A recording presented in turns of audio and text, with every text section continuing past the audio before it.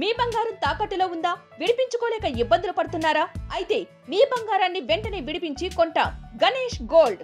మీరు సంప్రదించాల్సిన ఫోన్ నంబర్లు 9160-266-916, 8712619507. నమస్తే, వెల్కమ్ టు బీఆర్కే. నేను మానస.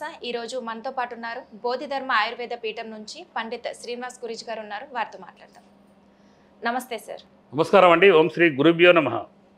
సార్, చాలా మందిలో యూరిక్ యాసిడ్ అనేది పెరగడం వల్ల చాలా సమస్యలతో బాధపడుతూ ఉంటారు. అసలు ఈ సమస్యలు ఎందుకు వస్తాయి? వీటి లక్షణాలు ఎలా ఉంటాయి?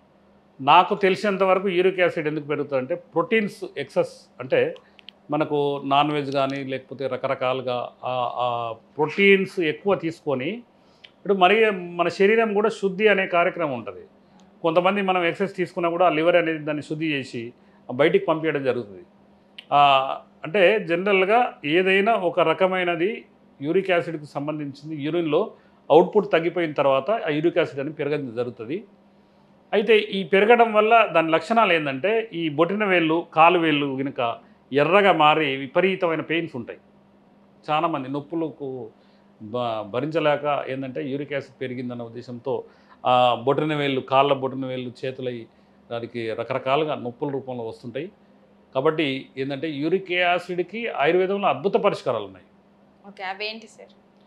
అంటే జనరల్గా ఏంటంటే మేమైతే ఇది మనకు మునగ చెట్టు అని ఉంటుంది కదా, మొరింగో అంటారు. మునగ చెట్టు యొక్క బెరడు, వరుణుడు అని ఒకటి ఉంటుంది అనమాట, ఉరిమిడి చెట్టు అంటారు. దాని యొక్క బెరడు, ఈ రెండు సమపాలలో తీసుకొని దాన్ని పౌడర్గా చేసి ఉదయం ఒక చెంచా, సాయంత్రం ఒక చెంచా, 2 గ్లాసులు నీళ్ళు పోసి 1 గ్లాస్ వరకు మరగబెట్టుకొని ఇంకా దాంట్లో షుగర్ లేకపోతే బెల్లం కానీ లేకపోతే తేనె కానీ లేకపోతే ఏదైనా షుగర్ ఉన్న వాళ్ళు అయితే ఒక నిమ్మకాయ పిండుకొని కనుక తాగగలిగితే దానికి మేము ఎంతోమందికి ఈ పరిష్కారం చూపించాము.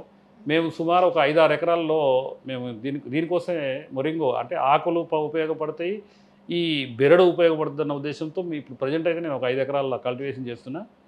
దాంట్లో ఏంటంటే వరుణుడు చెట్టు అనేది తిరుపతి ఏరియాలో బాగుంటుంది. ఇప్పుడు చాలామంది ఏం చేస్తుంటారు, ఆన్లైన్లో అప్లై చేస్తారు. ఇప్పుడు ఏదైనా పెట్టగానే ఆన్లైన్లో పెడతారు.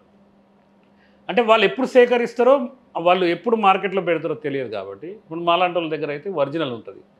అది ఏం చేస్తామంటే మేము 90 డేస్కి ఒకసారి ప్రోగ్రామ్ పెట్టుకొని తిరుపతి సరౌండింగ్లో చాలా ఉన్నాయి.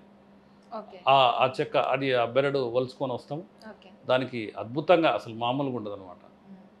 అది ఇది ఎన్ని డేస్ వాడాలి సార్?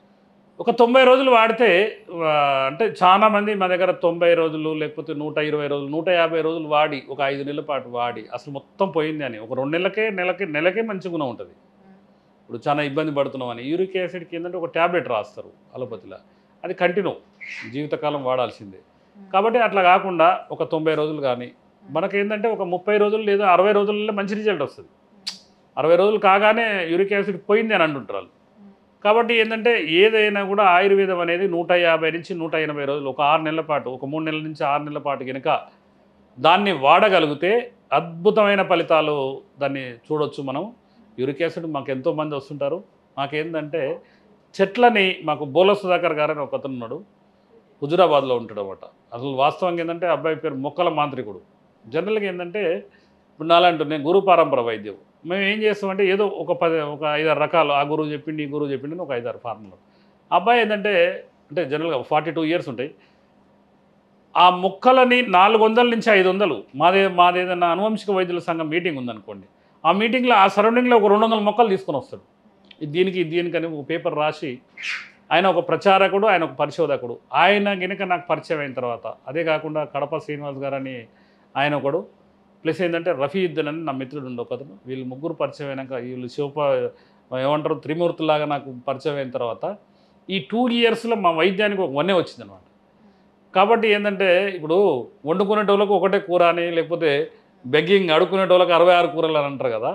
అనువంశిక వైద్యులు తాతల నాటి ఉండేవి కొన్ని రెమెడీసే ఉంటాయి వాళ్ళ దగ్గర. ఇప్పుడు నేను గురు పరంపర వైద్యుని, నేను అనేక రకాల గురువులు, నాకు ఎంతోమంది ఫోన్ చేస్తాను. నేను నిత్యం అగ్నిహోత్రం చేస్తా, ఆవులు పెంచుతా. మాకేంటంటే మా ఆశ్రమం చూస్తేనే ఒక లోపలికి వస్తుంటేనే అదేంటంటే అగ్నిహోత్రం చేసే విధి విధానాలు, చుట్టూ చెట్లు, పచ్చని ఒక పొలాల మధ్యలో ఆ ఉన్న కాడికి కొద్దిగా అయినా ఒక 4-5 రూములు ఉండి చాలా బ్యూటిఫుల్గా ఉంటుంది అనమాట.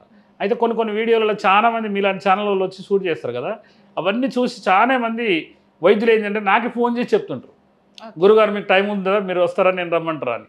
లేదండి, వాళ్ళ పెద్దవారు వారణాసి నుంచి నాకు ఒకటి ఫోన్ చేసి నాకు ఒక మంచి వైద్యం మన ఈ అంటే బూరుగు చెట్టు గురించి నాకు ఒక వ్యక్తి చెప్పిండు.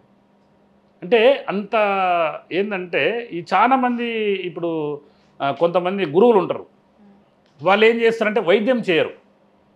కొంతమంది అంటే వాళ్ళు ఏకాకి జనరల్గా ఏంటంటే వాళ్ళు సాధన చేసుకుంటానికి ఎక్కడో, ఇప్పుడు నిజామాబాద్ దగ్గర నుంచి ఒకతను పరశురాములని ఒకతను అక్కడికి వెళ్ళి వారణాసిలో ఒక ఆశ్రమం పెట్టుకోండి. ఆయన నెలకు ఒకటి ఫోన్ చేసి గురువు గారికి ఇది చేయండి, ఇది బాగుంటుంది, ఇది చేసి మార్కెట్లో ఇవ్వండి, ఇది మార్కెట్లో ఇవ్వండి అని. అంటే గురు పారంపర వైద్యులకి ఏంటంటే రకరకాల గురువులు, నా గురువులు ఎంతమంది నాకు 2 రోజులు అయితే ఇక ఆ సంఖ్య పెరిగిపోతూ ఉంది. నాకు జీవం పోసింది వీరరాఘవన్ తారాబాయి అయినా కూడా ఈ మధ్యకాలంలో ఇంకా పెరిగిపోతున్నారు గురువులు. ఎంతోమంది ఎన్నో రకాలుగా చెప్పి ఈరోజు ఏంటంటే మా దగ్గరికి వస్తే ఏ సమస్యకైనా పరిష్కారం అతి తక్కువ సమయంలో. ఇంతకుముందు ఏంటంటే ఒక సంవత్సరం వాడమని చెప్పేది వరకు ఆ వ్యక్తికి కూడా బోర్ కొడుతుంది. ఒక 3-4 నెలలు వాడంగానే ఇది ఏముంది, చూద్దాం ఏదో సంవత్సరం అంటుండ అని మానేసి నన్ను వదిలిపెట్టిపోయిన వాళ్ళు. ఇప్పుడు ఏంటంటే ఏ పరిస్థితి అయినా వచ్చింది, ఒక 60 రోజులు వాడంగానే చాలా బాగుంది అనే స్థాయికి వచ్చింది అనమాట. మీ ఆశ్రమం ఎక్కడ ఉంది సార్?